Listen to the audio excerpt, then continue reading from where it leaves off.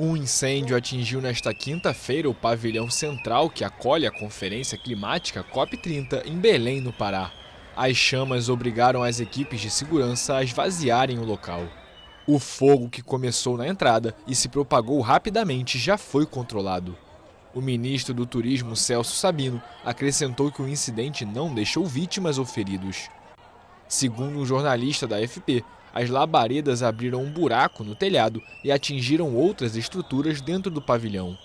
A fumaça se espalhou enquanto os bombeiros e funcionários da ONU corriam com extintores para tentar conter as chamas. Milhares de participantes na conferência saíram do pavilhão e aguardaram no exterior da sede da COP30.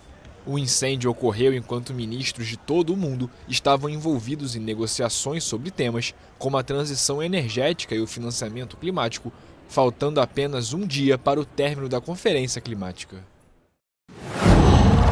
Qual